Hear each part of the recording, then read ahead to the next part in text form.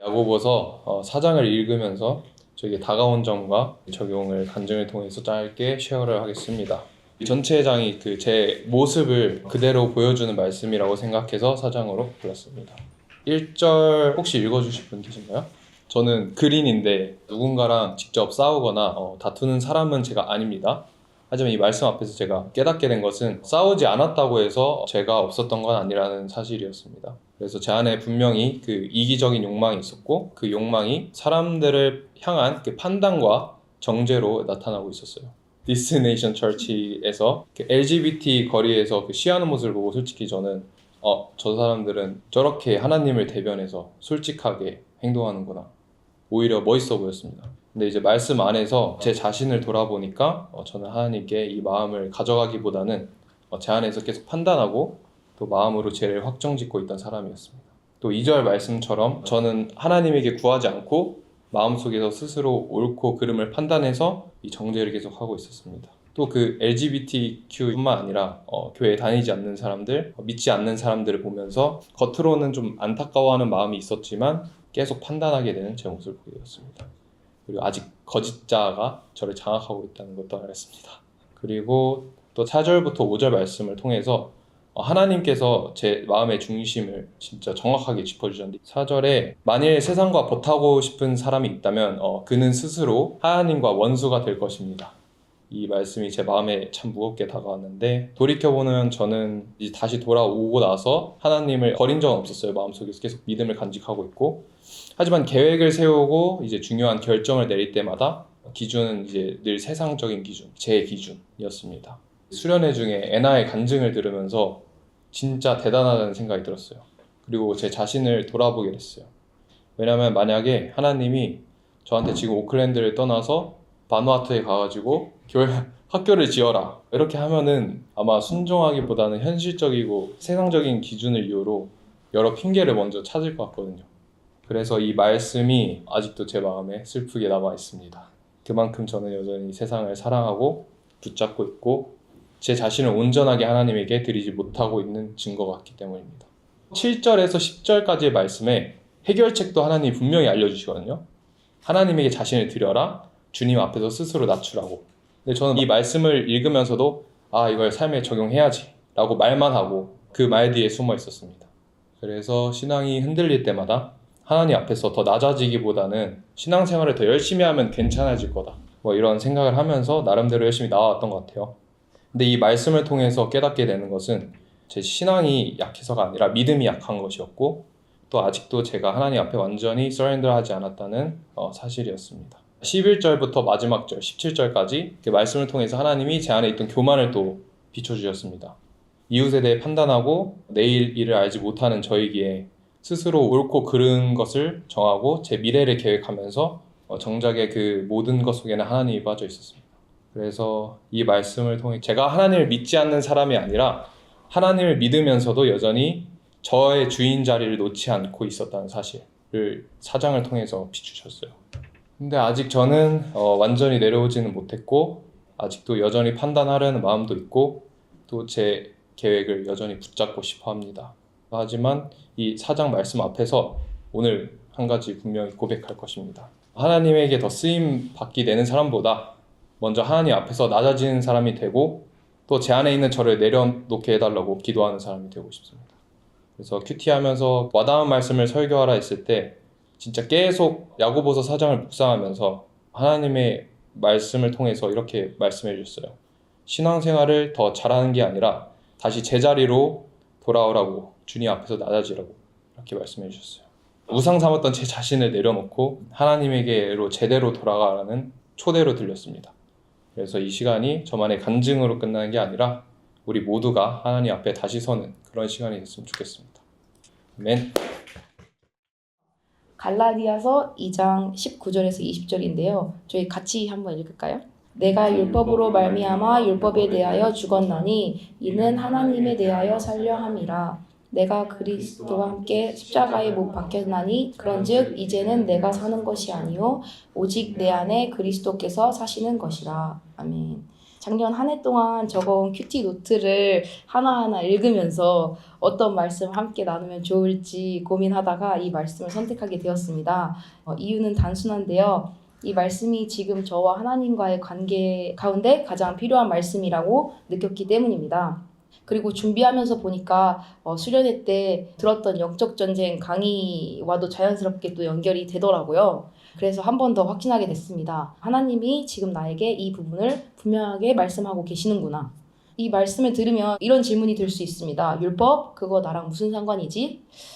저에게는 이 말씀에서 말하는 율법은 단순히 지켜야 할 규칙이 아니라 나로부터 시작된 모든 기준이었습니다. 내가 만든 기준, 내가 지키려고 애쓰는 것들, 내가 인정받고 싶은 마음들, 내 시선, 내 목적, 내 결과 등등 나로부터 오는 것들이었습니다. 최근에 배운 표현으로 말하자면 거짓자로부터 나온 모든 것입니다. 예수님 시대에도 율법을 가장 잘 지키던 사람들이 있었습니다. 바로 바리새인들이죠. 그런데 예수님은 그들을 칭찬하지 않으시고 잘 지켰음에도 불구하고 꾸짖으셨습니다. 왜냐하면 겉으로는 율법을 지키고 있었지만 그 중심에는 하나님이 아닌 내가 의로워지고 싶은 마음, 내가 옳다는 마음을 증명하려고 하는 그런 마음들이 있었기 때문입니다. 이 말씀을 제 삶에 비춰보니 결국 이 말씀이 이런 이야기로 들렸습니다. 내 거짓자가 죽어야 그 자리에 예수님이 산다. 신앙생활을 하면서 저는 나름 열심히 살아왔다고 생각했습니다. 예배도 빠지지 않고 성경 공부도 다 참석하고 사역도 맡겨진 거에 있어서 다 하면서 꾸준히 해왔습니다. 그런데 어느 순간 예수님과 가까워지는 것 같다가도 다시 제자리로 돌아가고 하나님이 일하시는 것 같긴 한데 제 삶은 여전히 크게 달라지지 않은 것 같은 느낌이 들었습니다. 돌아보니 이유는 하나였습니다. 하나님의 일하심은 제 삶에 너무너무 많이 있었고 봤지만 하나님의 마음을 깊이 들여다보지 않았던 것입니다. 마치 바리새인들이 율법을 지키듯이 저도 신앙생활을 그냥 겉으로만 일처럼 그렇게 하고 있었던 것입니다. 하나님의 마음은 궁금하지 않은 채. 그걸 가장 적나라하게 보여준 사건이 하나 있습니다. 되게 부끄러운데 저희 오픈 처치 이전 교회 건물 카페에서 예배를 드릴 때 주일마다 예배 전에 저희가 항상 테이블 세팅을 하잖아요. 사실 저희가 회의 때 막 어떤 사람이 담당하자 해가지고 막 그런 얘기를 스치듯이 이렇게 했던 기억이 있어요. 그런데 정작 막상 당일날 항상 주일날 가면 그 담당자는 거의 하지 않고 항상 다른 사람들이 하고 있는 상황들이 반복이 되자 제 안에 불만이 쌓였습니다. 그래서 결국 회의 때 그 이야기를 꺼내게 됐어요. 그때 목사님께서 이렇게 말씀하셨습니다. 누가 담당인지가 중요한 게 아니라 할 수 있는 사람이 하면 되는 거다. 머리로는 이해가 됐습니다. 나 할 수 있지. 뭐 다른 사람들도 할 수 있지. 그러니까 뭐 하면 되지. 뭐 그게 뭐 어려운 거라고. 근데 제 마음은 그렇지 않았습니다. 그리고 이어서 목사님께서 이렇게 말씀하셨습니다. 은혜 받은 사람이 그 은혜 분량대로 할 수 있음에 감사함으로 하면 된다. 그걸 뭘 누가 해야 되고 누가 이거는 담당해서 하고 뭐 누구는 이건 안 하고 그렇게 하지 말라고 이렇게 얘기를 하셨을 때 순간 저한테는 약간 뒤통수를 맞는 그런 느낌이 들었습니다. 좀 부끄럽기도 했고요. 나는 지금까지 무슨 마음으로 교회를 섬기고 있었나 라는 생각이 들고 또 왜 이렇게 계산하고 나누고 판단하고 있었지? 라는 생각이 들었습니다. 그 순간 깨달았습니다. 제 안에는 사역을 할 때 은혜가 아니라 제 기준, 제 공평함, 제 의로움이 중심에 있었다는 것을요. 저는 이 설교를 준비하면서도 다시 제 자신에게 묻게 되었습니다. 나는 지금은 은혜로 살고 있는가? 모든 사역들과 또 모든 만남과 또 모든 결정들을 다 하나님의 은혜로 하고 있는가? 아니면 여전히 내 힘으로, 내 기준으로 살고 있는가? 솔직히 말하면 아직도 너무 많은 부분을 제가 붙잡고 제가 하고 있습니다. 그래서 오늘 이 말씀은 저에게 더 열심히 살라. 그래서 더 열심히 내가 믿음을 가져야지 하는 그 말로 말씀드리려고 하는 것이 아니라 내가 붙잡고 있던 것들을 다시 돌아보면서 사역이나 예배나 큐티 등등 일들을 잘하려고 하기보다 그 중심에 내가 있지 않은지 돌아보고 정말 내가 있다면 그것은 정말 의미가 없구나 라는 것들을 깨달았습니다. 오늘 이 시간을 통해 우리가 무언가 더 하려고 하기보다 우리 안에 있는 예수님이 중심이 되도록 우리 삶을 주님께 다시 내어드리는 시간이 되었으면 좋겠습니다. 우리 삶뿐만 아니라 우리가 사역하는 부분, 또 우리가 선택하는 부분, 또 우리가 뭐 만나는 부분, 모든 커뮤니케이션을 하는 모든 부분에서 내가 주인이 되어서 하는 것이 아닌 주님께 맡기고 주님께 구하고 성령을 우리가 인정하는 그런 시간이 되었으면 좋겠습니다. 마태복음 19장에 이제 부자 청년에 대한 이야기가 나오는데요. 부자 청년 말씀을 통해서 하나님께서 저의 모습을 많이 비춰주셨는데요. 그 청년은 예수님을 눈앞에서 보고도 믿지 못하고 결국 자기의 것을 내려놓지 못하고 예수님을 따르지 못한 그런 이제 청년의 스토리입니다. 그래서 그 이야기를 보면서 나는 지금 어떻게 하고 있나? 영생의 삶과 세상의 삶, 그 매 순간 영생의 삶을 선택하며 살고 있나? 예수님을 알고 싶어서 교회를 처음 나온 것이 2022년 8월 달인데요. 벌써 2026년이 되었습니다. 3년이라는 시간이 흘렀는데 정말 부자 청년 같은 저의 모습에 많이 실망도 하고 좌절도 하고 어떻게 해야 될지 모르는 순간들이 제 삶 속에 많이 있었는데요. 그런데 제 인생에 결단해야 되는 부분들에 대해서 결단하게 되는 계기가 있었습니다. 그것은 바로 제가 비전 컬리지라는 학교에서 일하게 됐을 때부터인데요. 그 학교에서 학생들을 보면서 제가 가지고 있었던 어떤 중독에서 벗어나려고 했던 저의 기도와 많은 분들이 저를 위해서 해주셨던 기도와 간구와 하나님을 찾았던 그때가 그 순간들이 정말 헛되지 않았었구나. 그 끝에 정말 알맞은 장소로 저를 불러주셨다는 생각을 하였습니다. 짧은 순간이라는 거였지만 하나님이 하실 일들을 위해 저를 준비시키셨고 앞으로도 계속 준비시켜 나가시겠구나 하는 마음이 들어서 또다시 이제 진짜 저의 옛날 삶으로 중독의 삶으로 돌아가지 않겠다 다짐하는 순간이 있었습니다.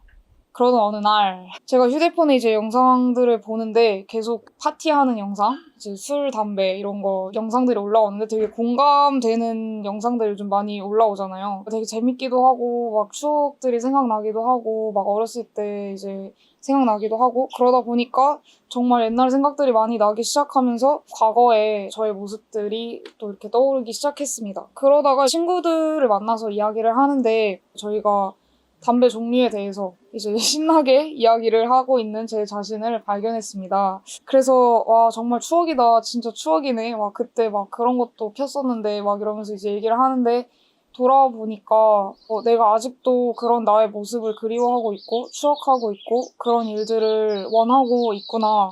이런 생각들이 많이 들기 시작했습니다. 여전히 저는 냄새를 맡으면 유혹이 밀려오고요. 여전히 그 이야기를 하거나 피는 사람들을 보면 저도 피고 싶다는 생각이 제 마음 안에 들어옵니다.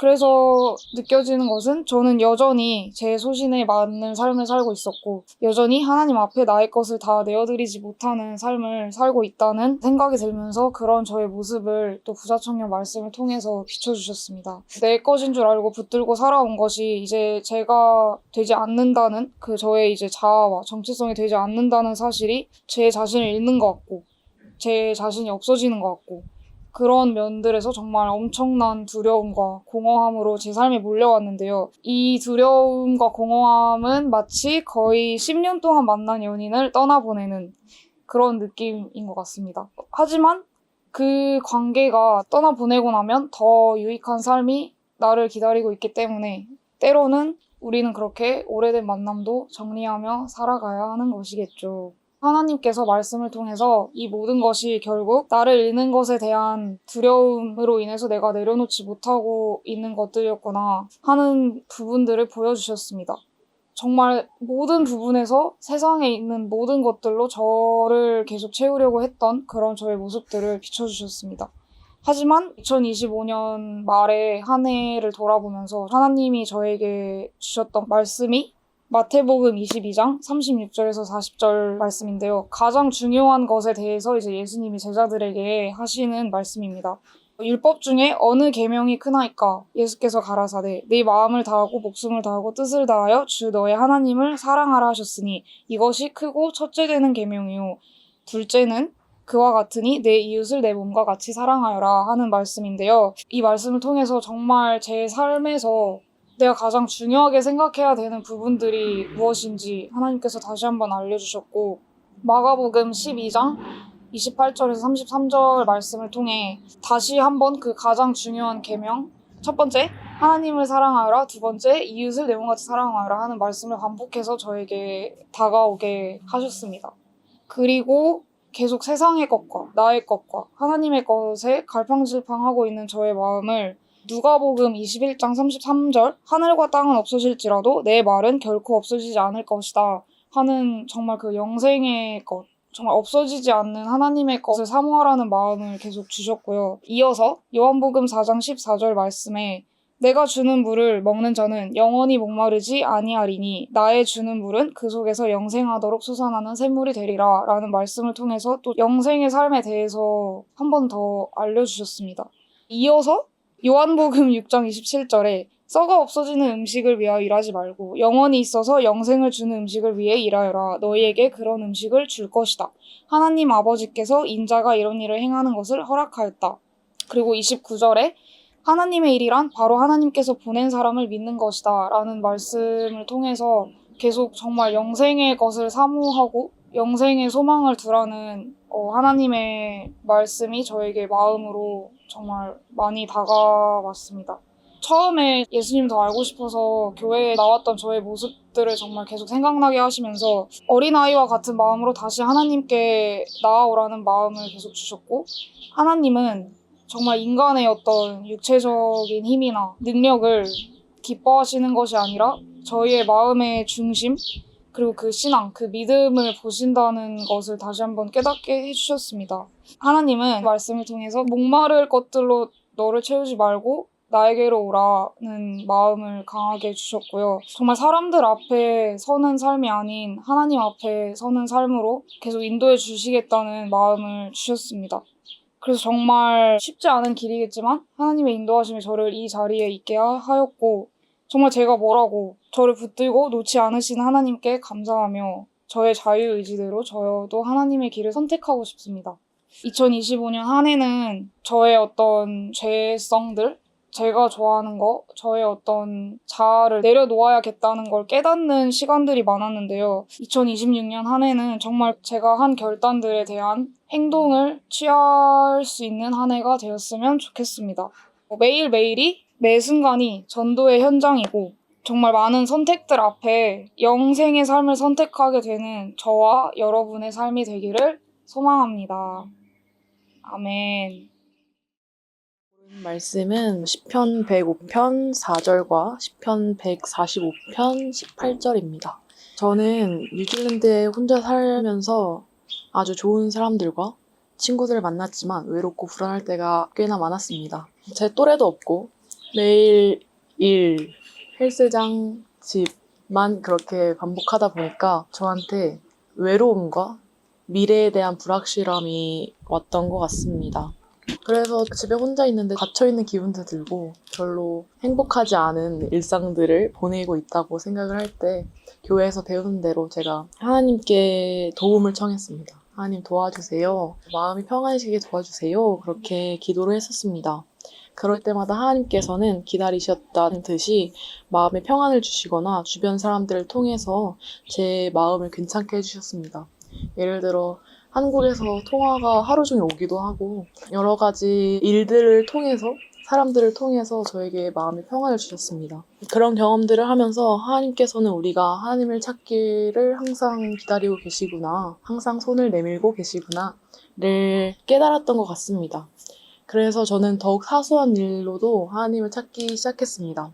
저희 집이 방음이 잘 안 돼가지고 제가 일찍 자거든요. 직업 특성상. 제가 잠을 잘 때 옆방이나 거실에서 들리는 소음들로 인해서 제가 잠이 오지 않을 때 하나님 도와주세요. 하나님 저 내일 정시에 일어나서 출근해야 되는데요.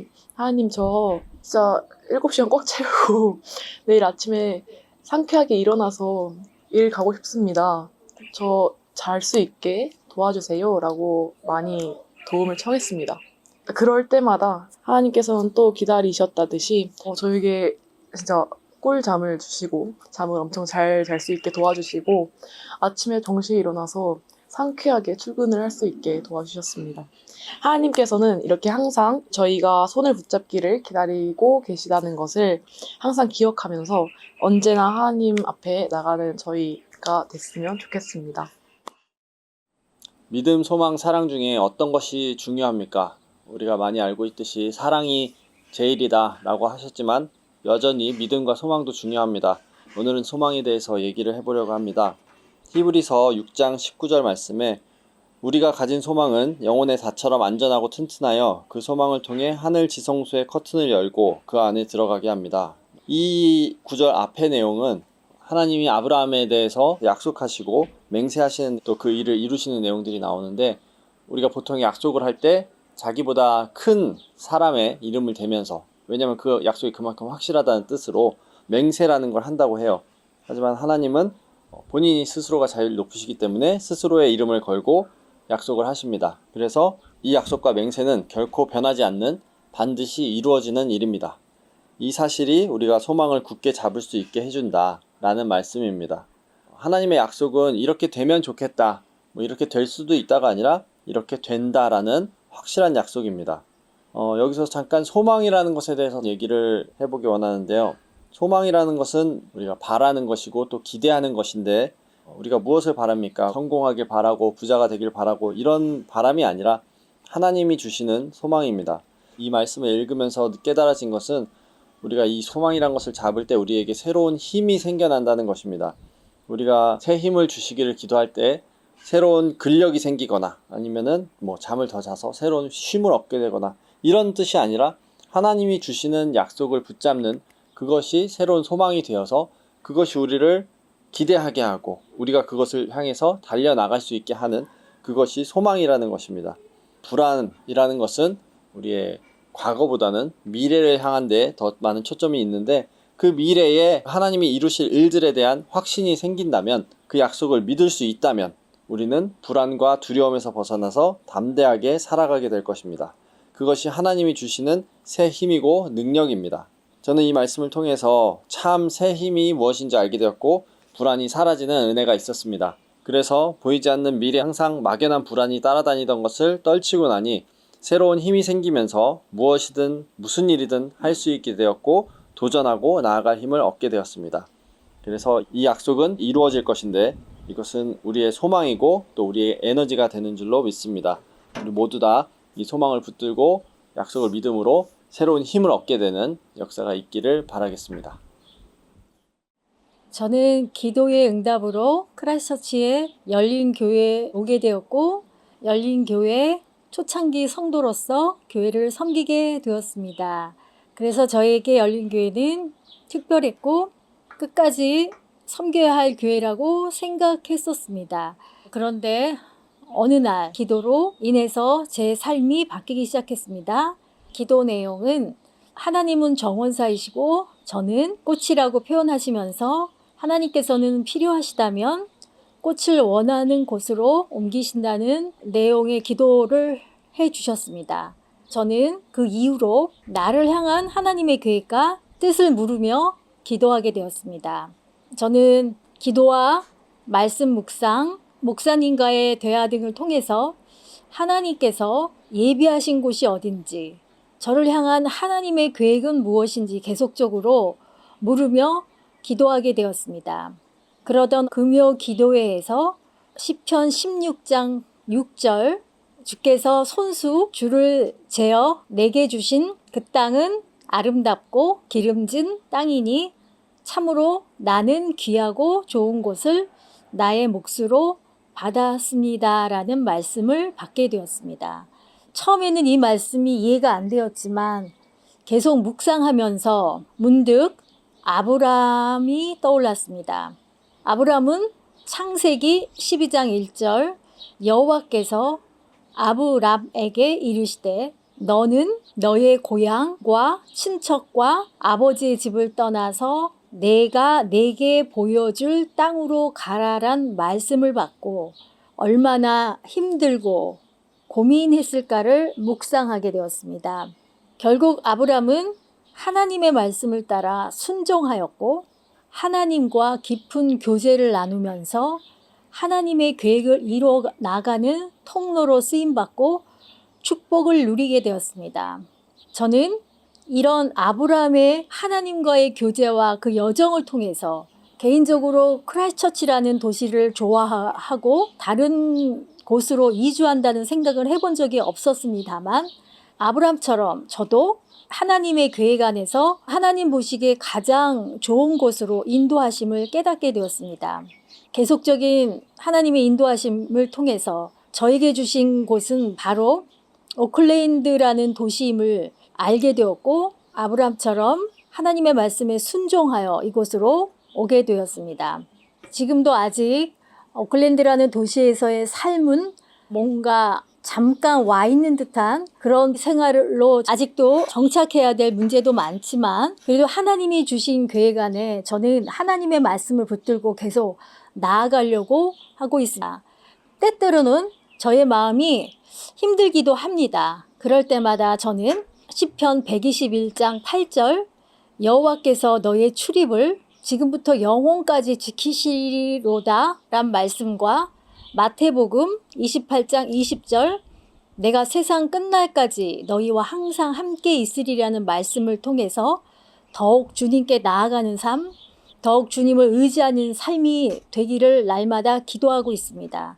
주님께서는 분명히 저에게 가장 좋은 방법으로 저를 향하신 하나님의 뜻을 이루어 나가고 계심을 계속적으로 느낍니다. 그것이 하나님의 은혜임을 더욱 알게 되고 깨닫게 됩니다. 그래서 항상 제가 주님의 계획 가운데 빚어지기를 소망합니다.